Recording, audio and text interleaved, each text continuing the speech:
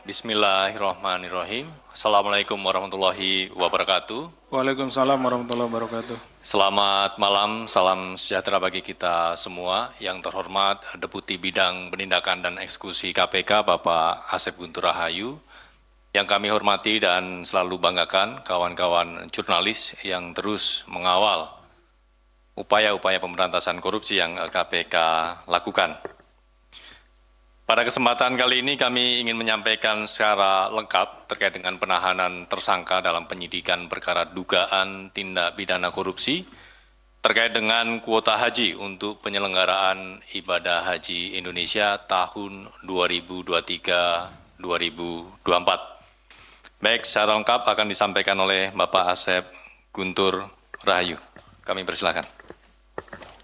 Terima kasih Mas Jubir.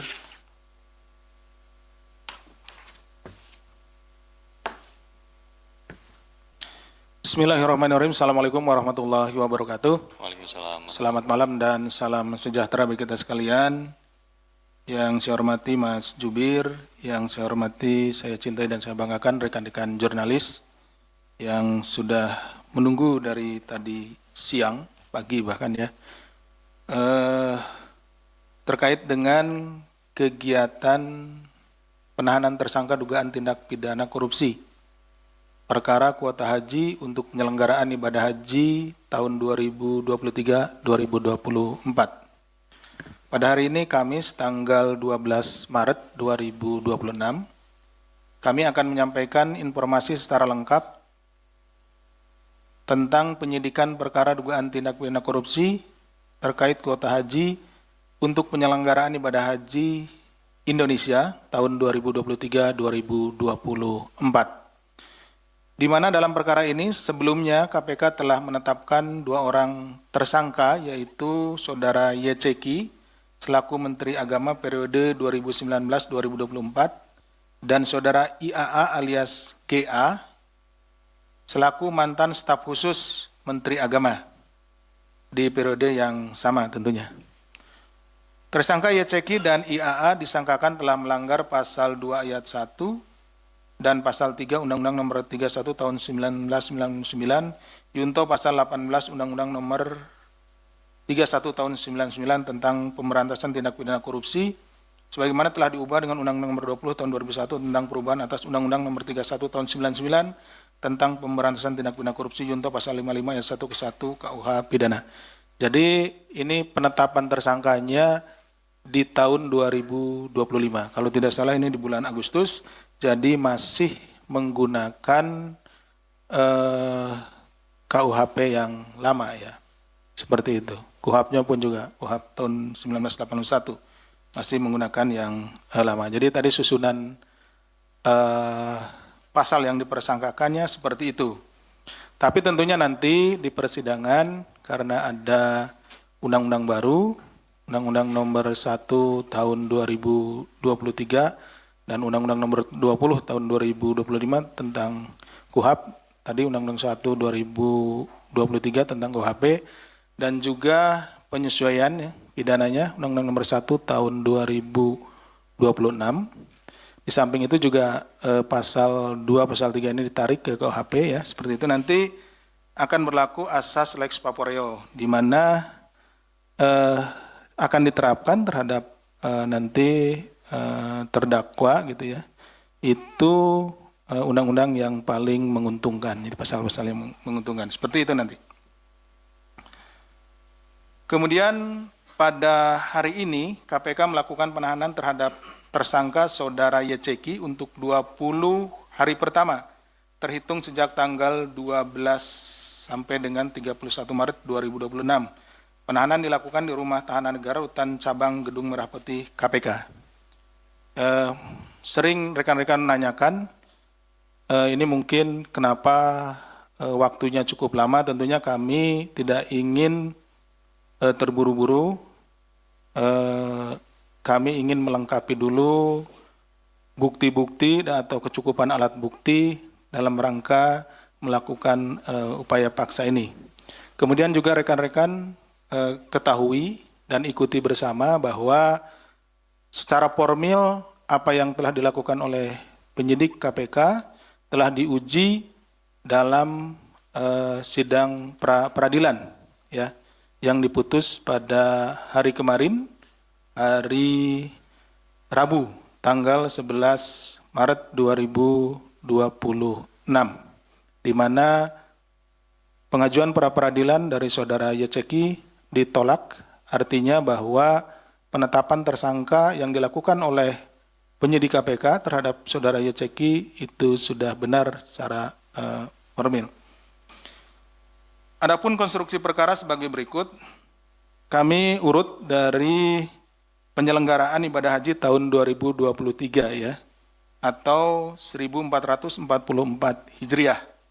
Ini pelaksanaan hajinya itu sekitar akhir bulan Juni sampai akhir bulan Juli. Ya, itu untuk tahun Masehinya. Jadi bulan hajinya itu kalau di bulan Masehinya itu di akhir bulan Juni sampai dengan akhir bulan Juli. Jadi kita tanggal 10 Zulhijjahnya itu ada di sekitaran tanggal 1 atau 2 Juli 2023. Pada bulan Mei 2023 berarti sekitar 2 bulan ya. 2 bulan sebelum bulan haji, pemerintah Arab Saudi memberikan kuota haji tambahan sebanyak 800 kepada 8.000 kuota kepada pemerintah Indonesia. Jadi ini ada tambahan. Ini kenapa? Karena memang selama tahun 2020, 2021, 2023 itu kan sedang ada COVID ya. Ya, sedang ada COVID sehingga ada pembatasan-pembatasan. Jadi setelah dinyatakan COVID itu kemudian bebas, wabah COVID itu, kemudian ditambahlah beberapa kuota, karena tentunya juga dengan ada pembatasan maka antrian makin panjang, seperti itu ya. Kemudian saudara FHM, selaku Dewan Pembina Forum Sathu, ya, mengirimkan surat kepada saudara YCK, ya, ini Sathu itu asosiasi travel haji ya. Itu ya, ada asosiasi, ada forum-forum ya, mengirimkan surat kepada saudara YCK yang bertujuan untuk memaksimalkan penyerapan kuota tambahan. Nah, jadi dari grup-grup travel ini salah satunya dari forum Sathu itu mengirimkan surat gitu. Jadi menginginkan memaksimalkan penyerapan kuota tambahan tersebut. Ya, ini yang tahun 2023 ya, yang 8.000 gitu kan. Selanjutnya pada bulan Mei 2023, dalam rapat di Komisi 8 DPR RI dengan Menteri Agama disepakati kuota tambahan tahun 2023 sebanyak 8.000 dialokasikan untuk jamaah reguler. Karena yang paling terdampak sebetulnya adalah jamaah reguler. Kenapa? Karena antriannya sangat panjang, itu seperti itu ya. FHM kemudian berkomunikasi dengan Saudara HL selaku Direktur Jenderal Penyelenggaraan Haji dan Umroh atau PHU terkait surat dari Forum Sathu yang menyampaikan bahwa Forum Sathu siap memaksimalkan penyerapan kuota tambahan tersebut. Artinya Forum Sathu ini siap untuk kuotanya jika nanti dimaksimalkan, diberikan kepada travel tersebut ya di Forum Sathu itu. Kemudian HL mengusulkan kepada YCK agar kuota haji tambahan dibagi 92% kuota reguler dan 8% kuota khusus. Nah, ini artinya bahwa sudah menyalahi ya. Tadi di awal kan rapat itu di bulan Mei itu dialokasikan semuanya 8.000 itu untuk reguler. Tapi kemudian HL ini mengusulkan sudah dibagi saja 92%, 8% gitu. Ini masih ada dasarnya. Dasarnya memang di undang-undangnya 92%, 8% seperti ini. Jadi berlainan dengan kesimpulan dalam rapat dengan DPR. YCK kemudian menyetujui usulan tersebut dengan menerbitkan Keputusan Menteri Agama atau KMA nomor 467 tahun 2023 pada tanggal 19 Mei 2023 tentang penetapan kuota haji tambahan tahun 2023 dengan komposisi 7.360 kuota untuk reguler dan 640 kuota untuk haji khusus, dia sesuai dengan persentasenya. Pada akhir Mei 2023, rapat kembali dilakukan antara Komisi 8 DPR RI dengan Kementerian Agama dengan kesimpulan persetujuan untuk kuota tambahan sebanyak 8.000 tersebut dibagi menjadi 7.360 untuk haji reguler dan 640 untuk haji khusus. Jadi rapat di awal awal bulan Mei itu yang lebih duluan gitu ya. Itu kemudian dianulir dengan rapat berikutnya. Sehingga di rapat berikutnya menyetujui pembagian yang di awal rapat awal disetujui seluruhnya 8.000 itu untuk haji reguler, kemudian disesuaikan dengan pembagiannya berdasarkan undang-undang. Ada 92% untuk haji reguler dan 8% untuk haji khusus. Selanjutnya diterbitkan keputusan Dirjen PHU tanggal tahun 2023 yang disusun oleh Saudara RFA selaku mantan Kasubdit Perizinan, Akreditasi dan Bina Penyelenggaraan Haji khusus di Kementerian Agama atas arahan Saudara IAA untuk melonggarkan kebijakan terkait dengan TO. T0 itu adalah kode yang diberikan kepada jamaah yang mendaftar di tahun tersebut dan dia tidak perlu ngantri. Jadi TO atau TX ini kalau kasih kode gitu ya, T0 gitu ya, atau TX berarti dia mendaftar di tahun tersebut dan berangkat di tahun yang sama, seperti itu. Nah, kalau kodenya T1 berarti dia sudah mengantri 1 tahun gitu. T2 ya antri 2 tahun seperti itu. Nunggunya 1 tahun, nunggunya 2 tahun seperti itu. Diketahui sepanjang bulan Mei sampai dengan Juni 2023, RFA melakukan pertemuan dengan Asosiasi PIHK terkait penyerapan kuota haji khusus tambahan sebanyak 640 jamaah. Jadi ini tadi waktunya kan sangat singkat gitu ya. Sangat singkat, biasanya mungkin rekan-rekan yang punya keluarga, rekan-rekan jurnalis yang punya keluarga yang akan berangkat pada haji biasanya ada yang segera harus dilunasi nih, gitu kan, ada tambahan kuota atau ada daftar silakan, ditunggu berapa hari atau tanggal berapa gitu ya. Nah ini seperti ini. Jadi ada tambahan kuota, kemudian disalurkan untuk yang reguler, tetapi kan karena pengumumannya atau spare waktunya ya, jeda waktunya itu tidak terlalu lama, maka juga pada akhirnya saudara-saudara kita para calon jemaah haji reguler ini tidak mampu juga gitu ya melunasinya gitu. Karena kalau diberikan tenggang waktunya tidak cukup ya, tapi ada juga yang mampu melunasi tapi kebanyakan juga tidak mampu, sehingga nanti kalau tidak mampu maka jatahnya digeser untuk haji khusus gitu, karena tentunya yang haji khusus itu memiliki kemampuan finansial yang lebih besar, sehingga dia mampu melunasi atau membayar jumlah uang yang dipersyaratkan untuk berangkat ibadah haji. RFA kemudian menentukan kuota jemaah untuk 54 PIHK, sehingga bisa berangkat langsung tanpa antrean. RFA juga memberikan perlakuan khusus kepada PIHK tertentu untuk bisa mengisi kuota haji khusus tambahan dengan jamaah haji khusus T0 atau TX, percepatan tidak sesuai dengan nomor urut. Ya, jadi sudah diurutkan sebetulnya baik yang reguler maupun yang khusus. Tapi, nah nih kembali lagi, tapi disinilah mulai terjadi penyimpangannya gitu ya. Beberapa orang dikabari untuk memberikan sejumlah uang dan dinyatakan bisa diberangkatkan gitu ya hajinya gitu, seperti itu tanpa harus mengantri, seperti itu. Penyimpangannya ada di situ. Makanya seringkali haji-haji khusus itu untuk jumlah nilai yang harus dibayar itu bervariasi gitu ya. Kalau haji reguler kan sudah jelas ya. Haji khusus itu bervariasi, berbeda di masing-masing travel gitu, seperti itu. Selanjutnya RFA memerintahkan stafnya untuk mengumpulkan fee percepatan dari PEHK untuk pengisian kuota haji khusus tambahan yang mendapatkan tadi T0 atau TX senilai 5.000 US dollar atau 84,4 juta per jamaah.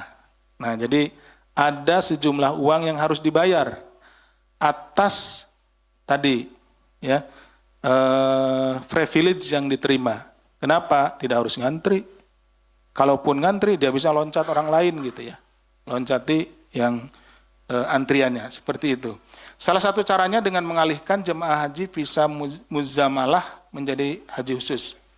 Berdasarkan hasil pemeriksaan tim KPK, bahwa RFA juga memberikan fee percepatan tersebut kepada YCQ, IAA, serta sejumlah pejabat di Kementerian Agama. Jadi, fee percepatan itulah yang kemudian dikumpulkan dan dibagikan kepada para oknum, gitu kan, seperti itu.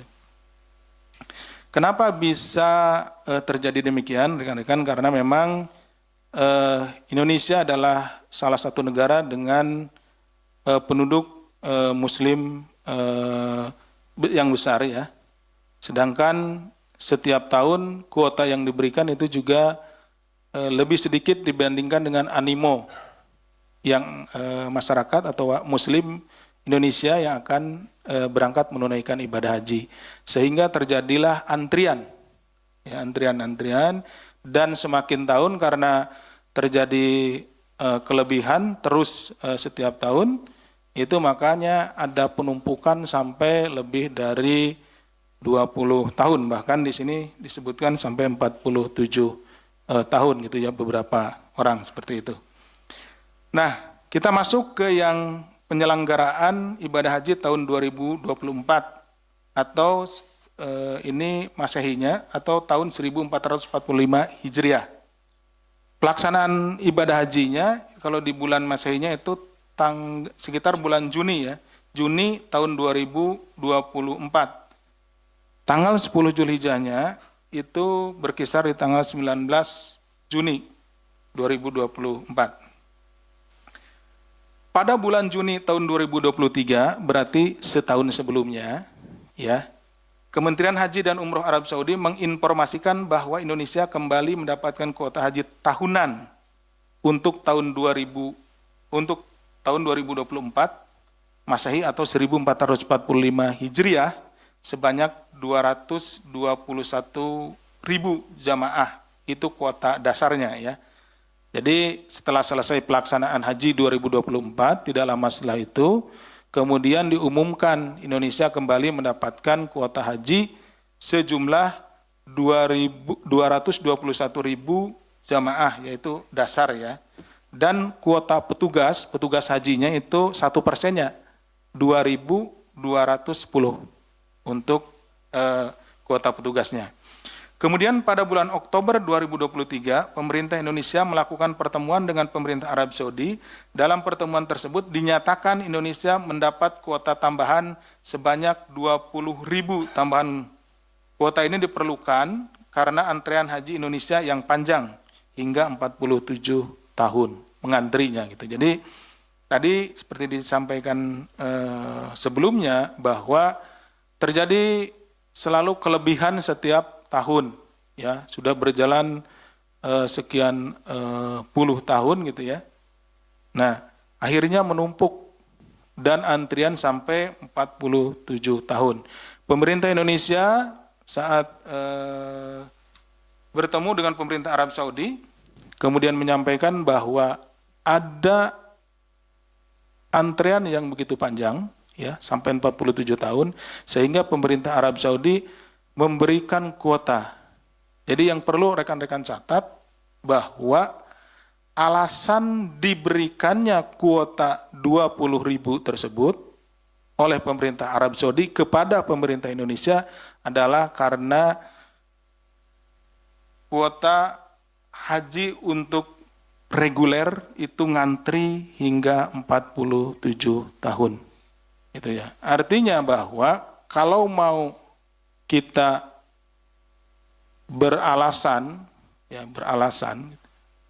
kepada mengapa diberikan 20.000, ya seharusnya kuota 20.000 itu untuk kuota haji reguler. Karena alasan minta kepada pemerintah Arab Saudi itu adalah karena haji regulernya yang ngantri cukup lama. Selanjutnya pada November 2023, YCQ menerbitkan keputusan Menteri Agama KMA nomor 1005 tahun 2023 tentang kuota haji Indonesia tahun 2024.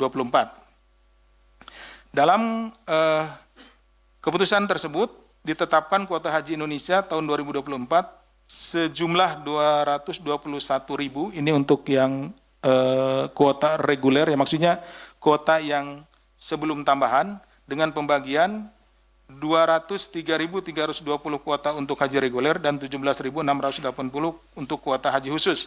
Ini dibagi sesuai dengan persentase yang ada dalam undang-undang, 92% untuk haji reguler dan 8% untuk haji khusus. Ini masih kuota dasar. Setelahnya pada bulan November dilakukan rapat kerja Menteri Agama Republik Indonesia dengan Komisi 8 DPR RI tentang laporan pertanggungjawaban keuangan operasional penyelenggaraan haji 2023. Jadi sembari melakukan evaluasi ya untuk pelaksanaan haji 2023, juga laporan terkait dengan kuota haji tahun 2024.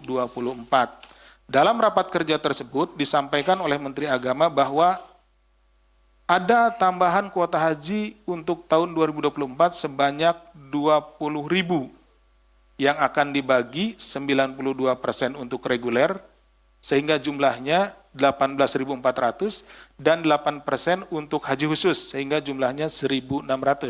Jadi pada saat rapat tersebut Menteri Agama Saudara YCQ itu pada saat itu ya sudah menyampaikan bahwa kuota yang 20.000 akan dibagi sesuai dengan persentase yang ada di undang-undang, yaitu 92% untuk reguler dan 8% untuk haji khusus.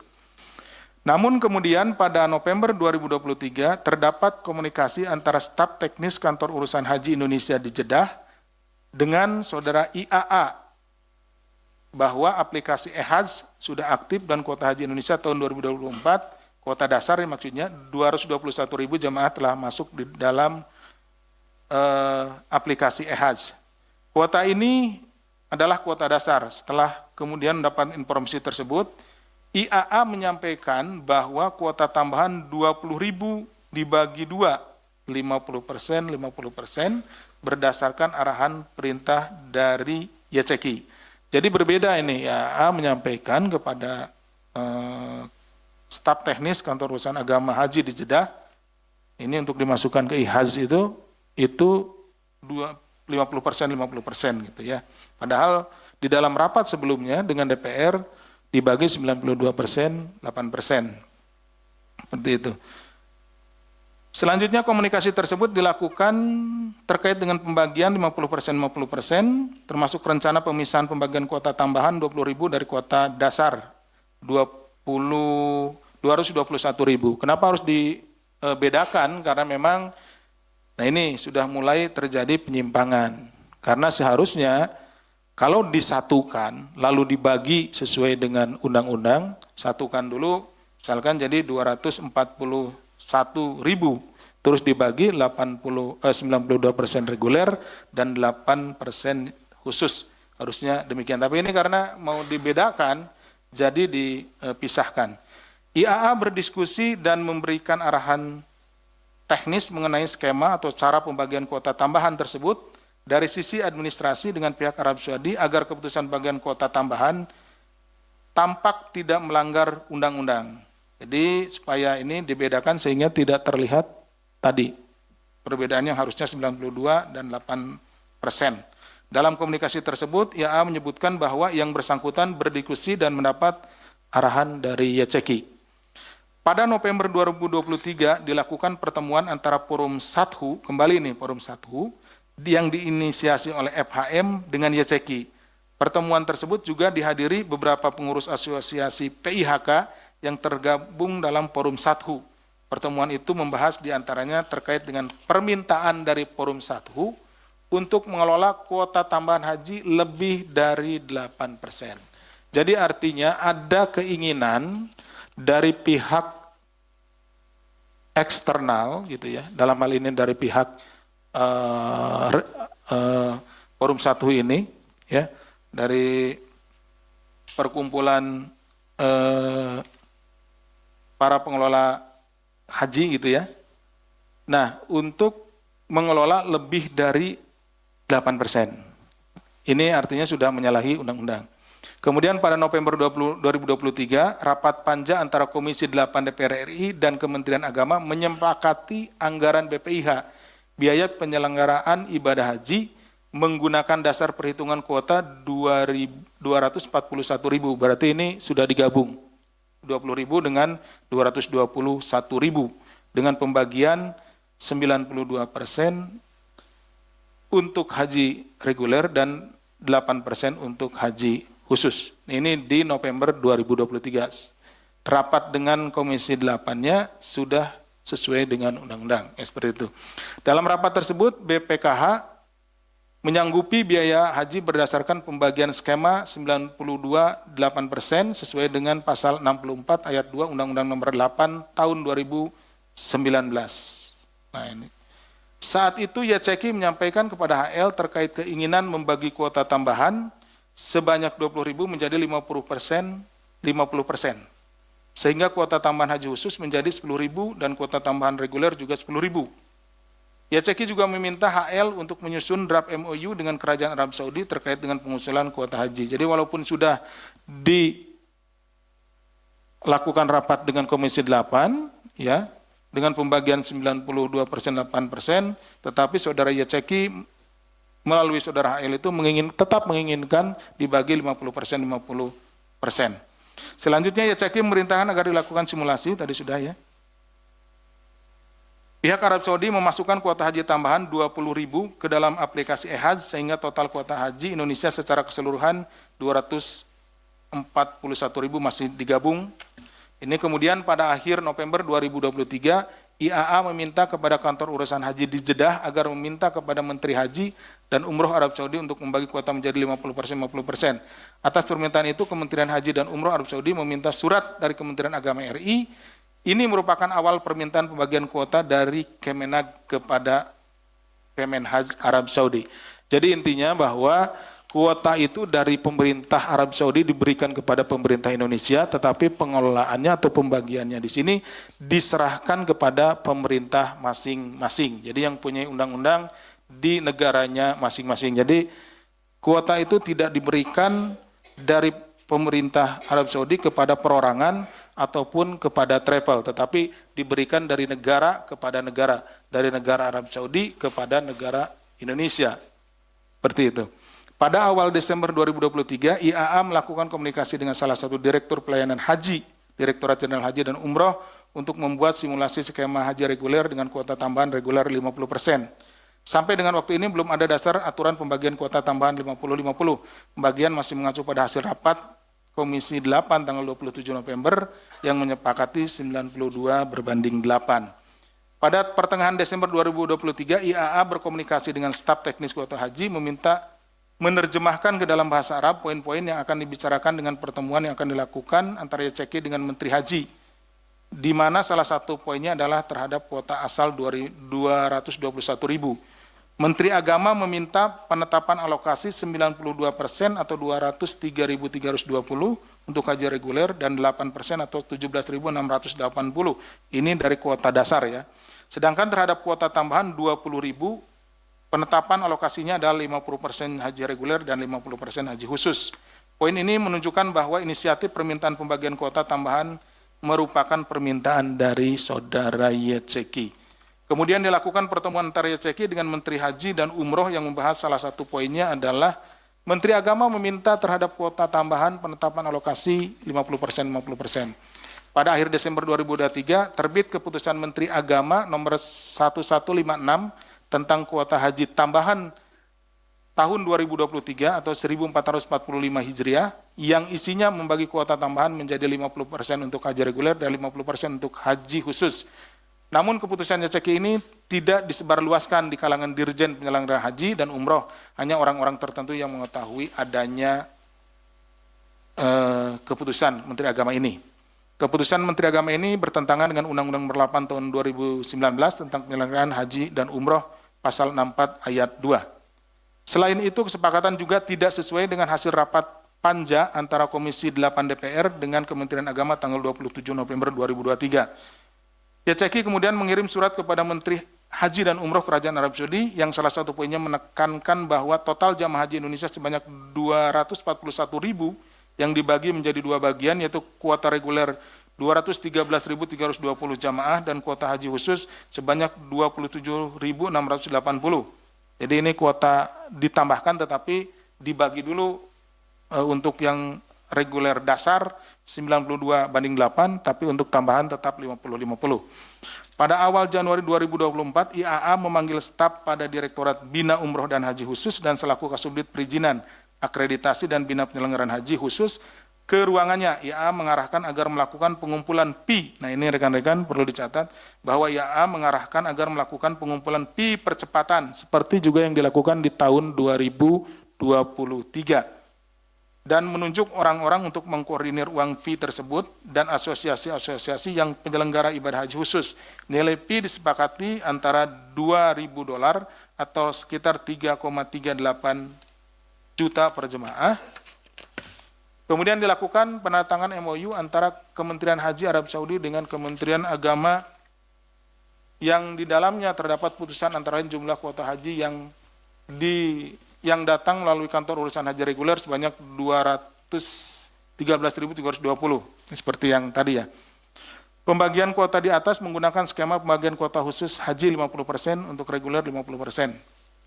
Pada Januari 2024 terbit Kepres nomor 6 tahun 2024 tentang BIVIH, biaya perjalanan ibadah haji, yang mencantumkan nilai manfaat dengan masih mengacu pada hasil rapat, gitu ya. Ini di beberapa ini masih disepakati 92% dan 8%. Artinya bahwa keputusan Menteri Agama itu tidak disebarluaskan dan disembunyikan. Gitu, seperti itu. Jadi mereka di rapat-rapat, kalau rapat resmi yang disampaikan ya sesuai dengan yang DPR, 92% dengan 8%. Selain itu, dalam draft KMA pengganti tersebut juga dijelaskan masa pelunasan biaya perjalanan ibadah haji reguler dan BPIH khusus karena sudah terbit Kepres nomor 6 tahun 2004 tentang BPIH bersumber dari biaya perjalanan ibadah haji dan nilai manfaat. Dasar lain dari pengajuan draft KMA pengganti tersebut adalah mengakomodasi masukan dari asosiasi pada saat pertemuan dengan YCK dan IAA agar asosiasi PIHK bisa menyerap kuota haji khusus tambahan dan jamaah bisa langsung berangkat tanpa harus menunggu 2 tahun atau T0 pada kuota haji khusus tambahan.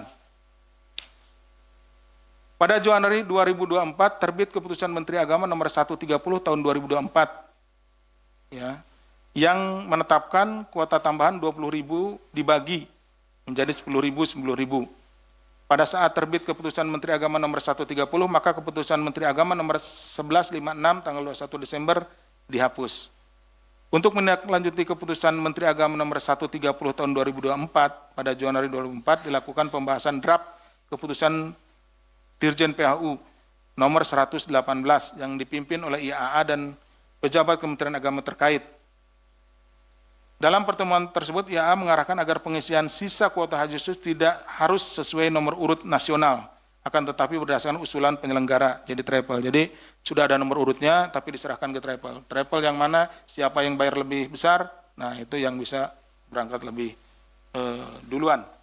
Pembagian kuota tambahan pada akhirnya menjadi 50% hingga penyelenggaraan kuota haji tambahan sebanyak 8.400 yang seharusnya sesuai undang-undang itu haji reguler, itu berubah menjadi haji khusus. Ya, jadi ada kerugian secara bagi para jemaah haji khususnya jemaah haji yang reguler, seharusnya kalau dibagi sesuai dengan undang-undang ada 8.400 orang jamaah haji reguler tahun 2024 yang seharusnya berangkat pada tahun itu menjadi tidak berangkat. Nah, intinya seperti itu. Selanjutnya, IAA memerintahkan saudara MAS selaku Kasubdit Perizinan Bina Penyelenggaraan Haji untuk meminta sejumlah uang kepada PIHK yang akhirnya dibebankan kepada jamaah haji khusus sekurang-kurangnya sebesar 2.500 US dollar atau 42,2 juta per jamaah sebagai fee atau komitmen fee.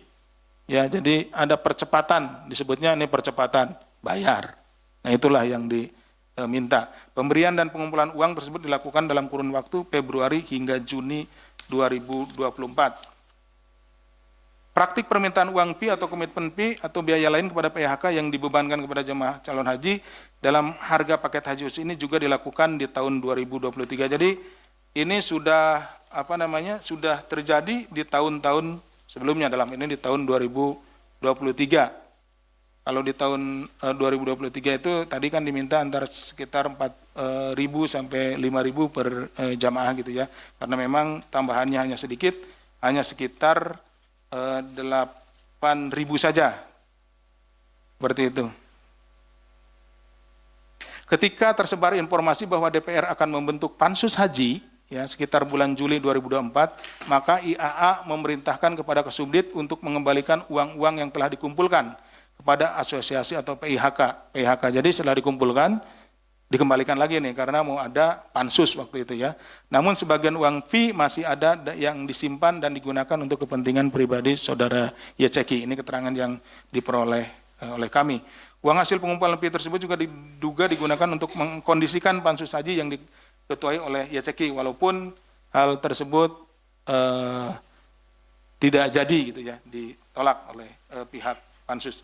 Untuk melengkapi penyidikan perkara ini, Badan Pemeriksa Keuangan atau BPK juga telah melakukan penghitungan kerugian keuangan negara yang ditimbulkan atas perbuatan melawan hukum yang dilakukan para pihak terkait kuota haji untuk penyelenggaraan ibadah haji Indonesia. Ya, hasil penghitungan kerugian keuangan negara tersebut kira-kira sekitar 622 miliar. Dalam perkara ini KPK juga melakukan penyitaan aset yang mencapai nilai 100 miliar lebih berupa uang jumlah 3,7 juta US dollar, 22 miliar rupiah untuk mata uang rialnya 16.000 serta 4 unit mobil dan 5 bidang tanah. Dalam prosesnya penyidikan perkara ini juga telah diuji dalam pra-peradilan di Pengadilan Negeri Jakarta Selatan, di mana hakim telah memutuskan menolak seluruhnya permohonan yang diajukan oleh saudara YCK. Sehingga dengan demikian secara hukum proses penyidikan yang dilakukan KPK telah dinyatakan sah dan memenuhi ketentuan formil sebagaimana diatur dalam perundang-undangan yang berlaku. Kami juga ingin menyampaikan beberapa pesan, diantaranya adalah Indonesia merupakan negara dengan penduduk muslim terbesar di dunia, yakni mencapai 242 juta jiwa atau di mana 12,27% dari populasi muslim di dunia. Berdasarkan proyeksi Badan Pusat Statistik BPS 2025, jumlah penduduk Indonesia diperkirakan mencapai 284 juta jiwa, yang berarti sekitar 82,5% diantaranya memeluk agama Islam.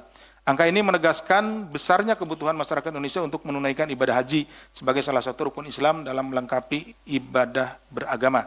Ibadah haji seharusnya memiliki dimensi spiritual yang sangat kuat bagi umat muslim.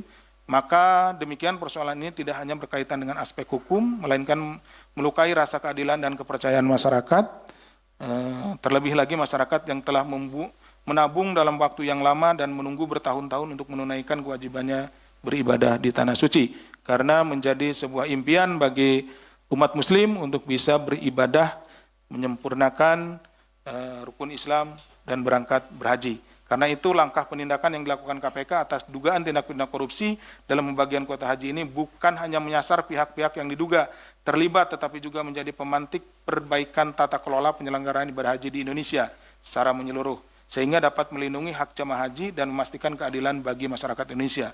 Penegakan hukum ini juga diharapkan dapat memberikan efek jera serta menutup celah praktik penyimpangan yang benar-benar berpihak pada kepentingan hayat hidup masyarakat Indonesia.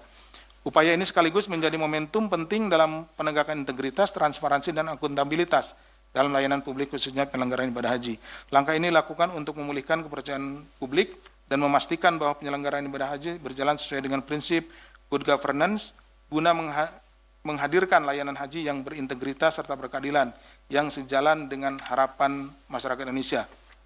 Demikian yang bisa kami sampaikan, mohon maaf ini lebih rinci dan panjang karena kami menginginkan informasi yang disampaikan oleh kami kepada masyarakat itu komplit ya, masyarakat bisa mendapatkan informasi yang memadai dari kami, karena kami melihat bahwa banyak sekali konten-konten terkait dengan yang ada di media sosial terkait dengan penanganan perkara ini, tentunya beragam opini yang tanpa didasari oleh hasil atau data-data dan fakta yang dimiliki, yang ditemukan oleh penyidik. Sehingga dengan adanya penjelasan ini, semoga masyarakat bisa memahami, bisa mengerti proses yang dilakukan oleh KPK seperti apa dalam rangka penanganan perkara kuota haji dimaksud. Demikian Mas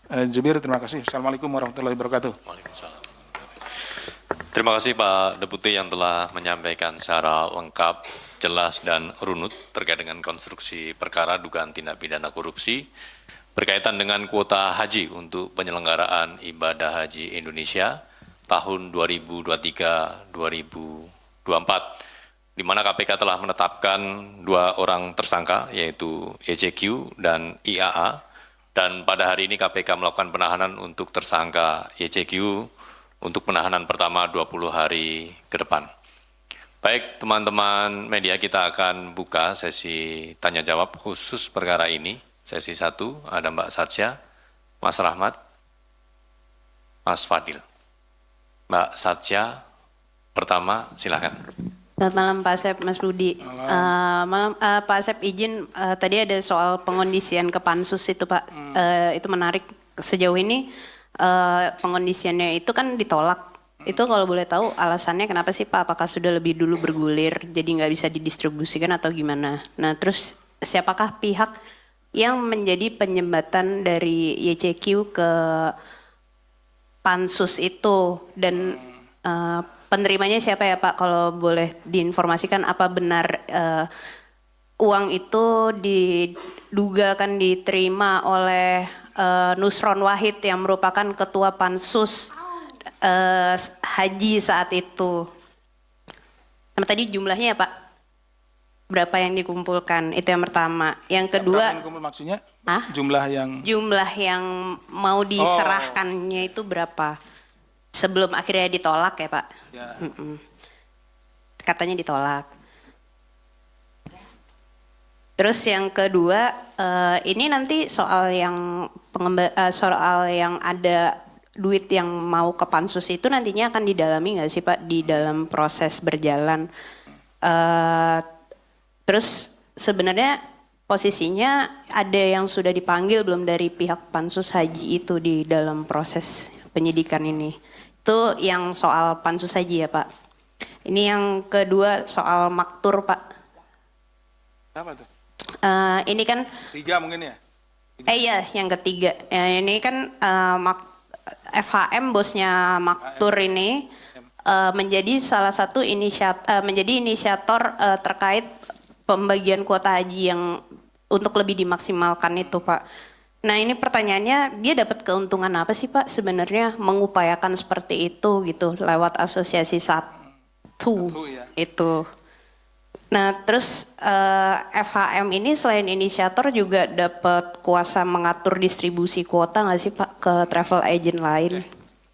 Sama yang terakhir nih Pak. Apa dapat kuasa ya? Iya. Mengatur. Sama yang terakhir nih Pak, kan ex-Menpora Dito Aryo Tejo pernah dipanggil juga dalam kasus ini. Nah itu pertanyaannya, apakah sementara FHM yang berperan di kasus ini adalah mertuanya si Dito. Dito juga sempat ikut pergi ke Arab Saudi. Nah itu pertanyaannya, KPK melihat ada coy nggak sih di situ? Konflik of interest karena Antara siapa dengan siapa? Antara Dito dan FHM, karena kan setelah itu ada upaya dari FHM juga gitu. Seperti dia sudah tahu bahwa ada penambahan kuota haji ini. Itu aja Pak dulu, cukup, terima kasih. Banyak banget dan Tadi kartunya 3. Iya. Yang kedua Mas Rahmat. Mas Rahmat. Ya, baik. Selamat malam Pak Asep, Mas Budi. Selamat malam. Pertanyaan pertama masih sama mengenai pansus tadi dari Kasisya, cuma ingin memperjelas saja. Pada saat pansus ini mengetahui adanya pengkondisian itu lalu pada akhirnya ditolak, itu kenapa pada akhirnya pansus ini tidak melakukan pengecekan secara langsung maupun melaporkan kejadian tersebut ke KPK? Karena apakah dampaknya kalau misalkan pansus itu melaporkan pada saat itu juga, apakah untuk yang kuota haji tambahan ini, khusus yang kuota haji tambahan ini, itu akan dihentikan sementara untuk dialihkan ke tahun selanjutnya, atau memang pada akhirnya tetap bakalan berlanjut? Itu satu, mengenai yang pansus. Lalu kedua, mengenai keuntungan dari Yakult ini sendiri. Kan fenomena fee ini kan sudah berlangsung dari tahun 2023 sampai 2024. Sebenarnya yang diterima Yakult ini berapa totalnya? Lalu keuntungan pribadinya itu mungkin bisa dirinci untuk apa? Kira-kira begitu, terima kasih. Terima kasih Mas Rahmat, ada 2 poin. Selanjutnya belakang Mas Fadil.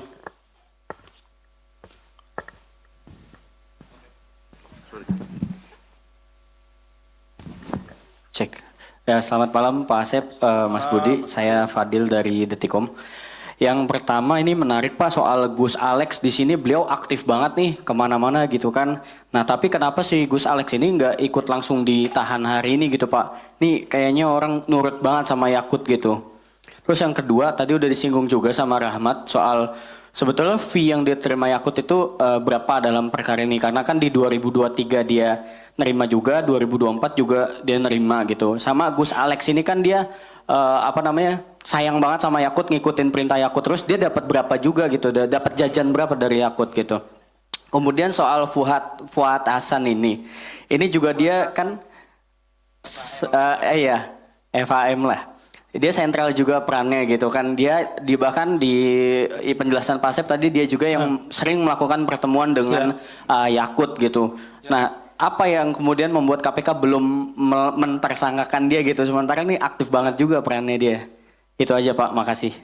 Baik, terima kasih Mas Fadil, ada 3 poin.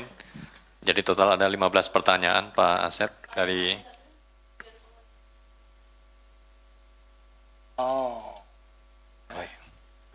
Baik, ada 15 poin Pak Deputi.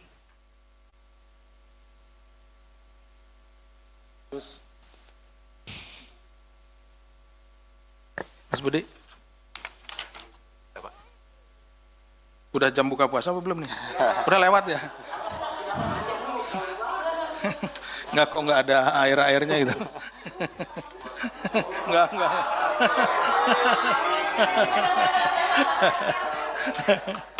Enggak, bercanda.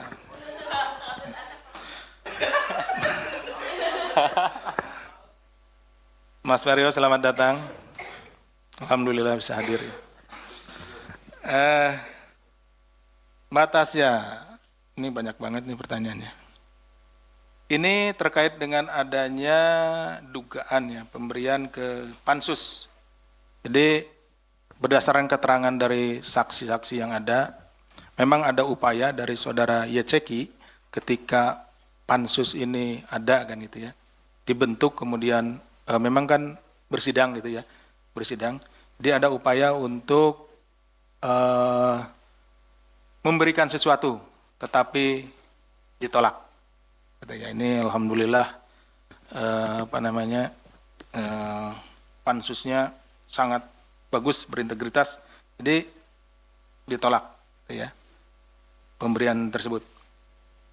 Yang menjadi ada perantaranya sudah kita minta keterangan. Ada nanti di persidangan nanti ya. Ada perantaranya, jumlahnya uangnya sekitar 1 juta US dollar. Itu ya jumlahnya, tapi ditolak. Ini juga menjadi salah satu uang yang dikumpulkan dari tadi ya, dari para forum-forum itu, gitu kan, yang kemudian digunakan atas perintah saudara Yeceki untuk diberikan kepada pansus. Tadi juga ada pertanyaan dari Mas Rahmat, kenapa sih nggak dari awal gitu ya? Itu makanya tadi disampaikan bahwa di forum-forum resmi itu tidak disampaikan bahwa untuk kuota tambahan ini dibagi 50%, 50%. Itu kan tidak tahu mereka. Tahunya itu 92% sama 8%. Terima kasih, Mbak. Akhirnya datang juga. Nah, jadi sekaligus dengan yang Mas Rahmat tadi, baru setelah kemudian ramai gitu ya, pelaksananya sudah jalan. Nah, makanya kan sudah dapat uangnya tuh, yang untuk berusaha untuk diberikan ke pansus ini. Nah, seperti itu. Kemudian karena ditolak gitu ya, akhirnya itu disimpan, dan itulah yang menjadi salah satu bukti bahwa ada uang yang dikumpulkan dari jamaah, kemudian melalui forum tersebut, digunakan salah satunya atas perintah dari saudara Yeceki itu, seperti itu. Kemudian terkait masalah itu akan didalami, jelas akan didalami dan sedang didalami, bahkan beberapa sudah, karena yang pemberinya juga sudah kita yang berusaha memberi itu sudah kita panggil. Ya. Memberinya ke pansus. Ya, pansus lah pokoknya ya. Nanti disebutkan. Ya. Itu ke pansus. Kemudian yang ketiga terkait dengan FHM. Ini terkait dengan kuota haji dapat keuntungan apa gitu kan ya. Jadi begini, FHM itu kan tadi ketua forum 1. Forum 1 itu gabungan dari beberapa atau asosiasi dari para penyelenggara ibadah haji gitu ya. Travel dari beberapa digabung. Nah, FHM ini adalah ketuanya. Nah, tadi ada kedekatan dan lain-lain, tadi juga kan dibahas ada kedekatan secara hubungan kekeluargaan dengan saudara D kan gitu ya. Nah, hubungan kan sama-sama jabatannya juga di kabinet waktu itu. Nah, seperti itu. Jadi saudara FHM ini beberapa kali berkomunikasi, ngirim surat, pertemuan gitu ya. Intinya bahwa ingin supaya forum 1 diantaranya ya, karena masih ada forum-forum yang lain gitu ya, seperti itu. Kumpulan asosiasi itu untuk memaksimalkan kuota haji khusus. Bahkan tadi dibilang lebih dari 8% pun yang bersangkutan siap gitu ya. Nah, kenapa? Karena memang seperti kita ketahui bahwa berangkat berhaji ini menjadi sebuah impian gitu. Nah, jadi sebuah impian sehingga berapapun yang ditawarkan gitu kan, ada aja yang siap atau sanggup gitu ya untuk berangkat ke melaksanakan ibadah haji tersebut. Nah, ini terkaitnya kemana? Ya terkaitnya dapat keuntungan lah, keuntungan finansial.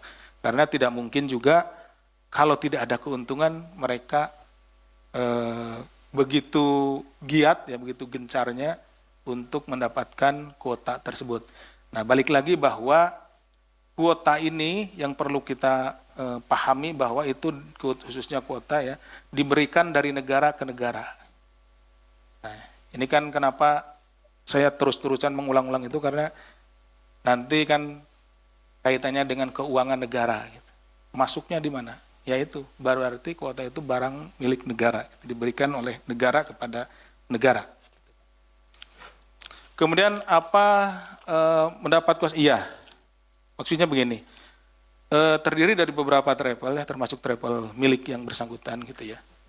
Kemudian dibagilah sama saudara FHM ini berapa bagian. Tapi memang kalau lihat nanti ya kita ikuti persidangannya, travel miliknya itu tidak lebih banyak dibandingkan yang lain. Nah, tapi sebetulnya travel-travel yang lain itu adalah bagian dari travelnya dia gitu, seperti itu. Kalau dilihat, oh ternyata kecil punya dia, gitu. Tapi nggak begitu sebetulnya, gitu ya.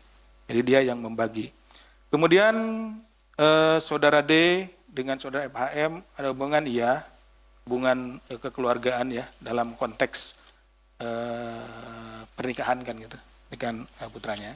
Kemudian coy gitu ya. Jadi sebetulnya dalam delegasi itu kayak sebenarnya ini, dalam delegasi itu kan dapat informasi, tadi kan delegasi ke sana ada informasi tambahan dan lain-lain.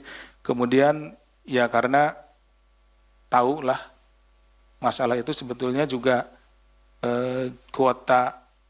tambahan kuota itu bukan hal yang harus dirahasiakan juga gitu.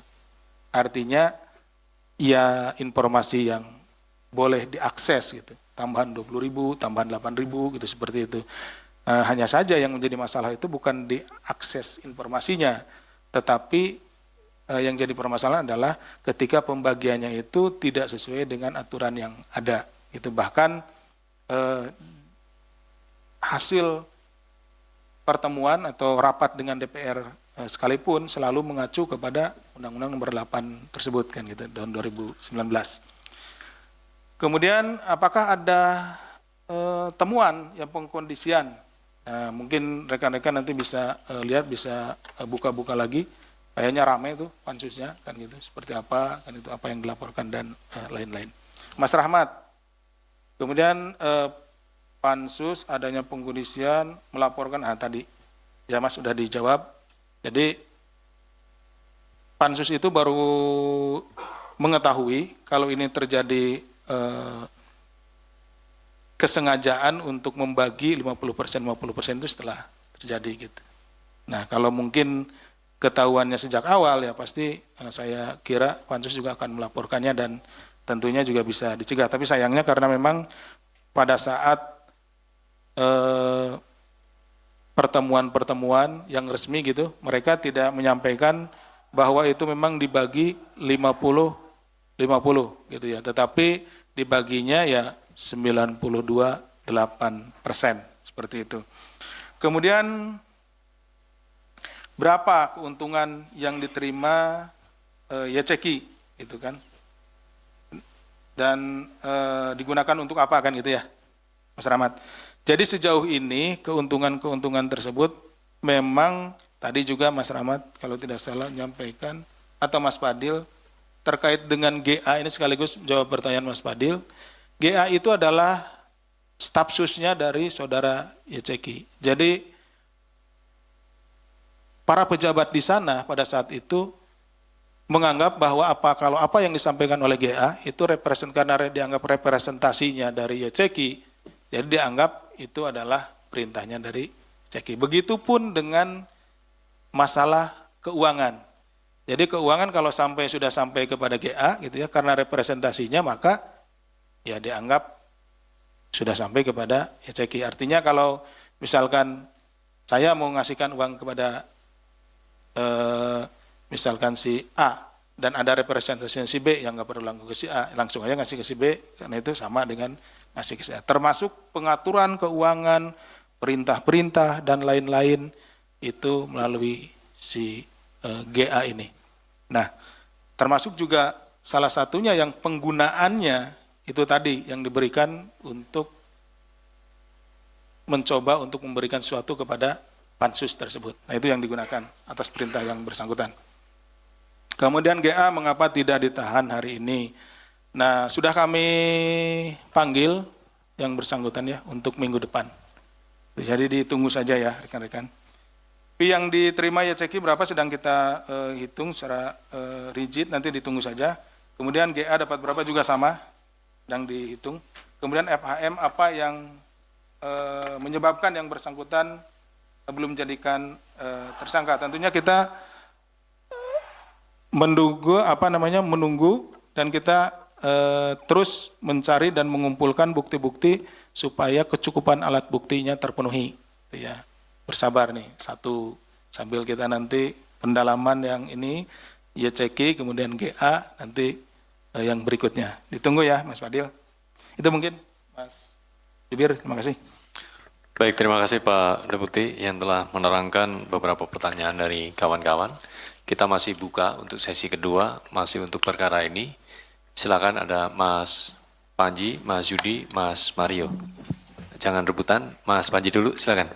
Mas Panji ya? Malam Pak Deputi, Pak Asep, Ya. dan Mas Budi. Mas Panji. Selamat malam Mas Panji. Pertanyaannya soal ini Pak. Kalau dari nexusnya itu kan si YCQ ini kan kita kan belum tahu aliran aliran uangnya dari YCQ ini udah ketahuan belum sih Mas atau Pak Deputi kemana gitu uang yang dia terima? Apakah ada uang yang diterima YCQ dari kasus ini mengalir ke PBNU? Karena itu yang Ngalir banyak kemana? ditanyakan gitu ke organisasi Iya, masyarakat. Ke organisasi ya. Oke. Pun begitu dengan yang sering banyak ditanyakan itu ke ini juga ke presiden juga katanya. Oh, Iya. Ada juga yang dibilang ke arah tapi presidennya pas periodenya dia menjabat ya Pak. ya. Kemudian ada juga ke sayap dari organisasi masyarakatnya ini. Oh, Itu aja. Makasih banyak Pak Asep, Mas Budi. Terima kasih. Satu poin terkait apakah ada aliran uang ya dari saudara JCQ ke pihak-pihak lainnya. Silakan Mas Yudi. Selamat malam Pak Asep, Mas selamat Budi. jadi. Ini dari Rakyat Merdeka terkait ini aja Pak. Mau memastikan alat bukti KPK terkait penerimaan Gus Yakut ini kan tadi penerimanya selalu melalui IAA ya. Itu kan biasanya di persidangan menteri itu biasanya staf sus atau orang yang mengatasnamakan itu cuma jual nama aja. Dalihnya biasanya seperti itu. Alat buktinya sekuat apa sih KPK? Apakah ada barang bukti elektronik, bukti transfer atau WA? Gitu aja. Makasih. Baik, terima kasih Mas Yudi berkaitan dengan alat bukti untuk tersangka YCQ. Mas Mario, yang ketiga, silakan. Halo. Ya ini cuman menanyakan soal sebelumnya kan disampaikan tadi ada sekitar 8.000 ya. Yang 2023. 2023. Apakah memang dalam 2023 itu terkait kuota tambahan itu memang tidak ada pengaturan-pengaturan seperti ini gitu loh. Karena kan modelnya kan ini kan disembunyikan. Terus kemudian kalau mau dilihat penyelenggaraan haji, justru di tahun 2003 yang paling berantakan kalau nggak salah kan, karena di sana banyak adanya keracunan catering, banyak yang nggak dapat tempat, banyak yang merasa kelelahan karena jauh lokasi tempat tinggal dia gitu, penginapannya gitu.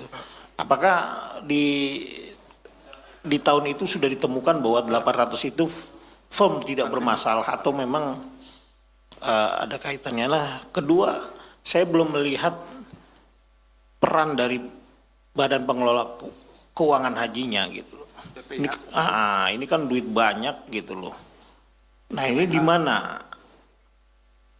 Nah, itu saya belum lihat ada peran itu di kasus ini dan belum dijelaskan. Nah, ketiga nih tipenya tadi pertanyaan Rio, penampung uang ini siapa? Juru simpan, kalau bahasa saya yang kemarin itu kan, ini juru simpannya siapa? Kenapa tidak diungkap misalkan dalam pointer gitu loh, melalui perantara ini. Nah, paling itu aja dulu untuk menambahin teman-temannya. Baik, terima kasih Mas Mario. 3 poin terkait dengan penyelenggaraan haji 2023, kemudian peran atau positioning BPKH dalam perkara ini dan juga apakah ada juru simpan dalam konstruksi perkaranya.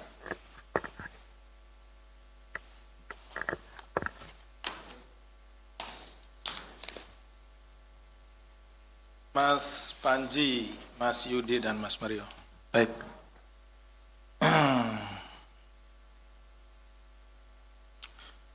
Ya, tadi yang ditanyakan adalah terkait dengan aliran dananya ya. Kemana saja gitu kan aliran uang yang diterima oleh YCQ, apakah ada ke organisasi atau orang perorangan, sayap organisasi dan lain-lain gitu ya.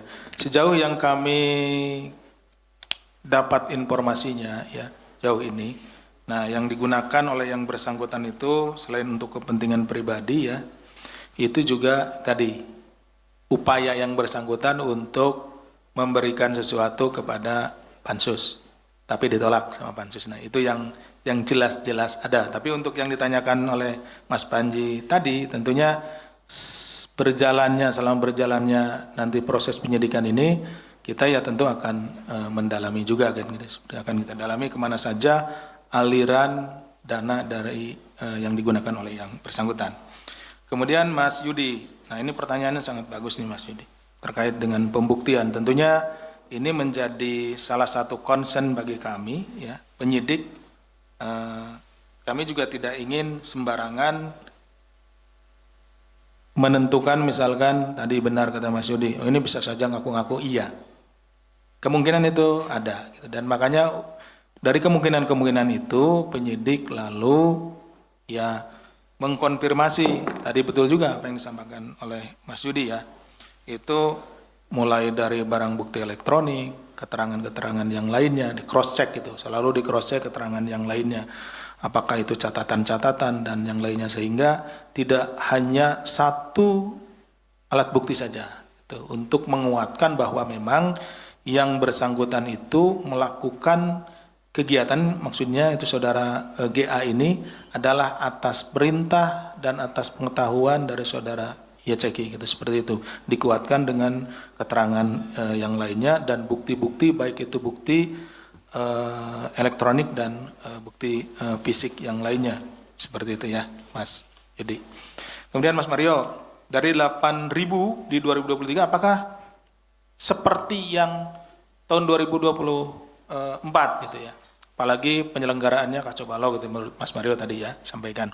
Jadi begini, di tahun 2023 sebetulnya dalam rapat dengan Komisi 8 itu diputuskan 8.000-nya itu khusus semuanya untuk reguler gitu. Dia menyalahi itu, menyimpangi itu. Tetap saja dia supaya dapat yang yang khususnya itu. Tapi tertolongnya itu kenapa? Karena dia sama dengan ada dengan undang-undangnya gitu. 92%, 8%. Ini ngacu ke undang-undang. Jadi alasannya bisa gini, saya kan sama dengan undang-undang gitu. Masih bisa diterima gitu ya. Itu secara ini. Nah, kemudian peran dari BPKH. Nah, peran BPKH sebetulnya kan pengelola keuangan haji ini mengelola uang-uang yang masuk gitu. Jadi ketika jamaah haji mendaftar itu tidak membayar seluruhnya nih. Tidak membayar, misalkan sekarang jamaah haji itu 50 juta misalkan. Itu tidak langsung membayar 50 juta. Tapi ada angsuran awal. Kalau tidak salah itu 25 atau berapa gitu ya. Nanti ini dikelola ini di BPKH ini. Dikelola uangnya itu. Nah, hasil dari pengelolaan di BPKH ini kemudian digunakan salah satunya itu digunakan sebagai tambahan dari uang ibadah haji gitu. Jadi ongkos naik haji itu sebetulnya atau ONH itu kalau kasarannya itu tidak 100% dibayar oleh jamaah. Jadi kalau misalkan jumlahnya 80 juta gitu ya, nah 60%-nya itu oleh jamaah, 40%-nya nah itu dari tadi kumpulan dari BPKH itu hasil usahanya kemudian digunakan untuk mensubsidi itu gitu ya. Jadi sebetulnya kalau kita mengikuti nanti ditetapkan besarannya berapa puluh juta gitu ya, yang dibayar itu pasti lebih di bawah gitu, sekitar 60%-nya kalau tidak salah ya, seperti itu. Dari mana tambahnya yang 40% pertanyaan itu? Ya tadi, uang setoran pertama, setoran awal itu kemudian dikelola oleh BPKH ini. Nah karena kan ngantrinya nih panjang nih, ngantrinya ada yang 20 tahun, 30 tahun, anggaplah dia nyetor misalkan, atau saudara-saudara kita yang mau berangkat ke haji ini, nyetor di awal 25 juta.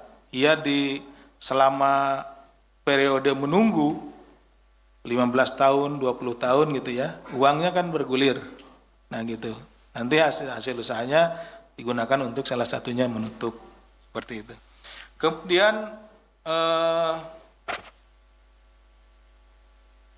siapa juru simpannya gitu ya.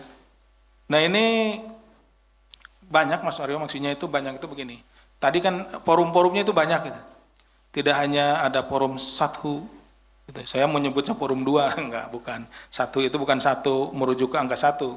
Itu ada kepanjangannya satu, bukan satu ya. Jadi enggak ada forum 2, bukan, enggak ada. Jadi ada forum 1, terus kemudian forum-forum yang lainnya gitu ya, seperti itu. Nah ini masing-masing punya jalurnya. Tapi nanti di atasnya mengerucut kepada tadi saudara GA gitu.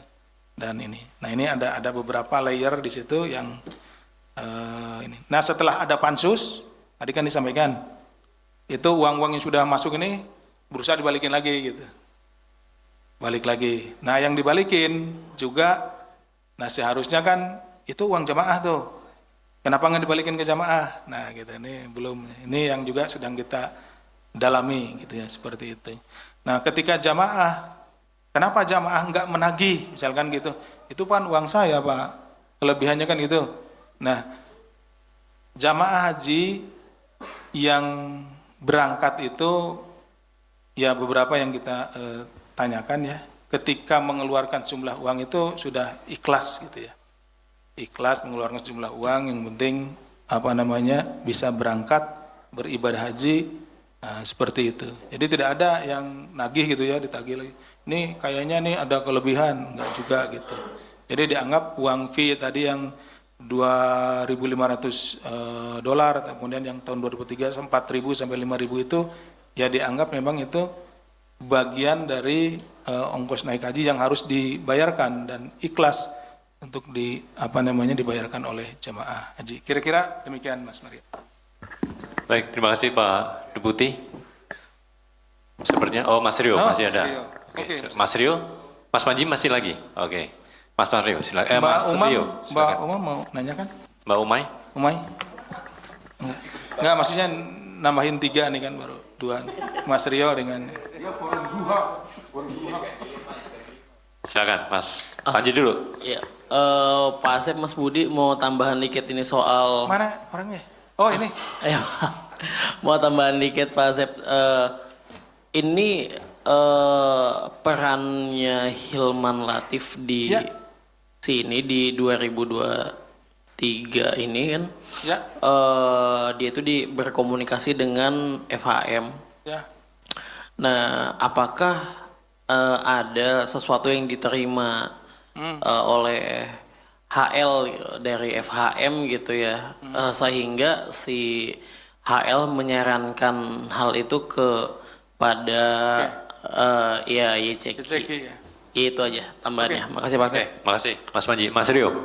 2 hal Pak Asep. Yang pertama soal kan disepakati untuk bantuan dari BPKH selaku pengelola dana haji kan pas pembagian 92 dan 8 ya, 92 haji reguler dan 8 haji khusus. Jadi kan banyak banget yang seharusnya tuh dialihkan untuk haji reguler kan. Ibaratnya BPKH ini menyediakan dana untuk membantu subsidi biaya haji dong untuk 92% jamaah. Namun kan dibagi 50-50, sedangkan kan ketentuannya tetap 92/8. Itu ada dugaan penyelewengan dana nggak sih Pak di BPKH tersebut gitu, dengan adanya yang harusnya kan bantuannya mungkin gitu ya, bantuannya kan mungkin sudah merujuk yang sudah diatur sama Yakut kan, tapi ya akhirnya masih merujuk 92/8. Itu yang pertama. Yang kedua mungkin minta penegasan aja karena beberapa waktu lalu kan ramai soal yang tadi juga sudah ditanyakan Panji tapi mungkin belum ditegaskan oleh Pak Asep, soal aliran dana ke organisasi kemasyarakatan. Kan selama ini kan cuma satu organisasi aja kan yang tadi yang dari backgroundnya Pak YCK ini, tapi kan dari Pak HL nih itu kan beda organisasi.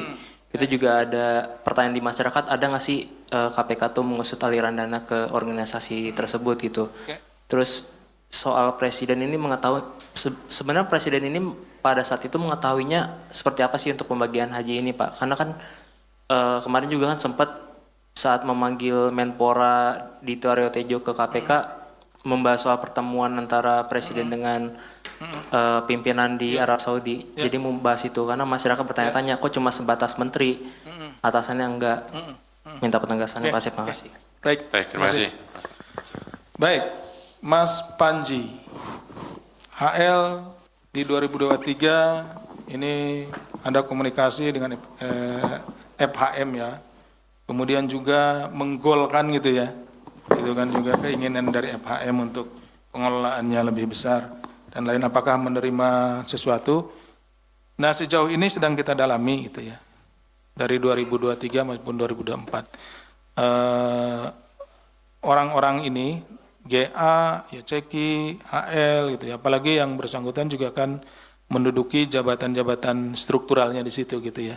Eselon 1, eselon 2 kan itu seperti itu. Jadi sedang kita dalami ya. Mas ini. Kemudian Mas Rio terkait dengan BPKH ya. Ini kan 50 kan gitu. Apakah ada penyelewengan dari 92 yang seharusnya kan yang dikeluarkan itu ada 8.400 kan gitu, kali sekian juta atau kali 40% kan gitu ya. Nah, kan nggak jadi berangkat. Yang 8.400 itu nggak jadi berangkat.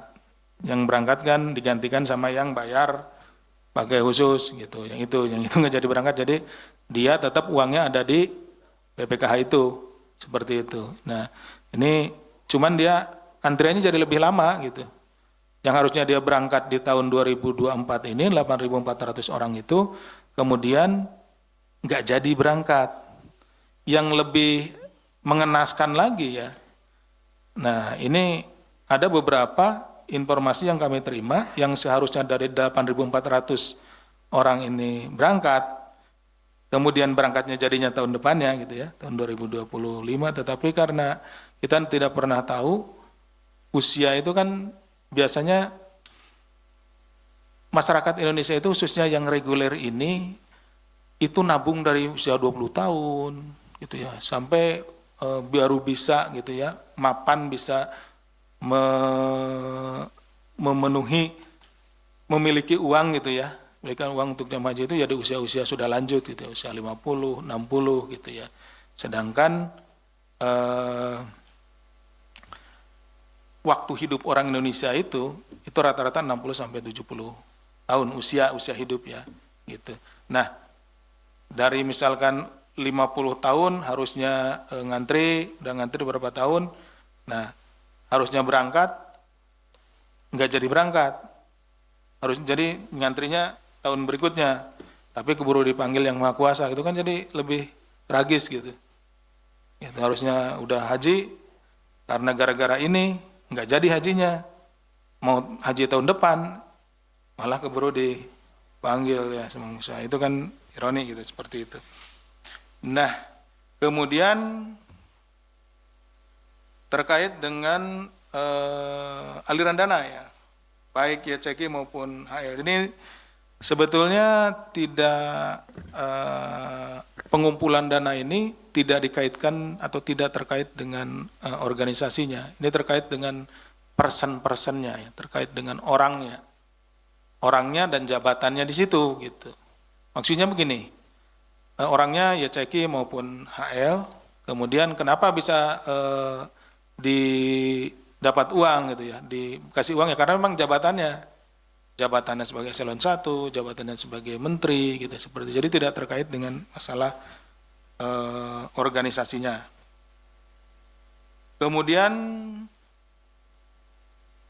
yang terakhir itu apa? Nah begini. Kalau kepala pemerintahan gitu ya, presiden, itu kan permasalahan ini yang masalah pembagian kuota dan lain-lain itu masalah teknis. Jadi yang mengetahui itu adalah menteri teknis. Membagi berapa, bagi berapa. Nah, ketika yang diketahui kepala negara atau kepala pemerintahan itu bahwa antrian jemaah haji ini sudah panjang gitu ya.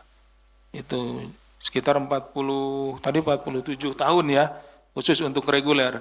Makanya mengupayakanlah sebagai kepala negara, pemerintahan melihat warganya yang ngantri begitu panjang, itu kan kalau sekarang dia mulai saudara-saudara kita ini mulai menabung di 40 tahun, di 30 tahun misalkan. Harus ngantri 47 tahun, berarti baru bisa berangkat di usia 77 tahun. Kan gitu. Iya, kalau ada usianya cukup 77 tahun. Kan seperti itu. Makanya itu Pak Presiden mengupayakan supaya ada tambahan kuota.